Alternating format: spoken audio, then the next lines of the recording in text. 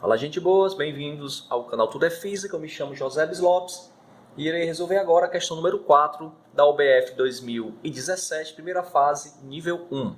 No laboratório de Química, uma aluna fez uma experiência em que colocava um bloco de gelo, menos 5 graus Celsius, dentro de um becker.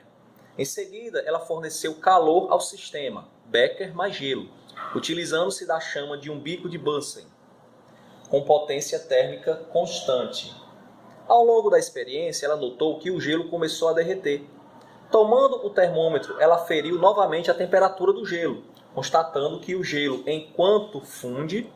Então aqui, pessoal, para fazer essa questão, basta você ter um conhecimento básico sobre calor latente. O calor latente é o calor responsável pelas mudanças de estado físico.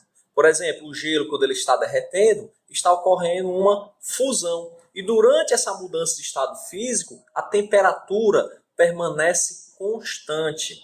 Da mesma forma que um líquido, quando ele está vaporizando, também é calor latente. Durante a vaporização, a temperatura se mantém constante. E assim por diante. Então, toda vez que houver uma mudança de estado físico, a temperatura não muda.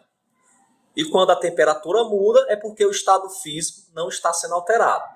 Essa é a grande diferença entre calor sensível e calor latente. No calor sensível, a temperatura muda, o estado físico permanece o mesmo.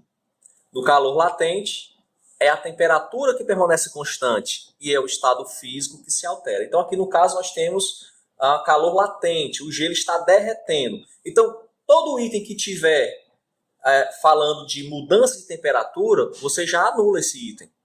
Por exemplo, o item A, o gelo recebe calor, mas sua temperatura aumenta. Então, você já anula essa questão. A temperatura permanece constante. Item B, recebe calor, mas sua temperatura permanece constante. Opa, a temperatura permanece constante. E o gelo? Quando ele está derretendo, ele recebe ou cede calor? Se ele está derretendo, é porque a sua energia interna, digamos assim, está aumentando. Estão recebendo calor da fonte térmica. Então, o item correto é o item B. O gelo está recebendo calor e a temperatura permanece constante. O item C está errado porque diz que o gelo está cedendo calor e também diz que a temperatura está aumentando. Então, está duplamente errada. O item D, também duplamente errada, cede calor e a temperatura diminui. E o item E, que talvez poderia ser o item que poderia gerar alguma dúvida, porque diz que a temperatura permanece constante, no entanto está dizendo que o gelo está cedendo calor. Na verdade, o gelo recebe calor.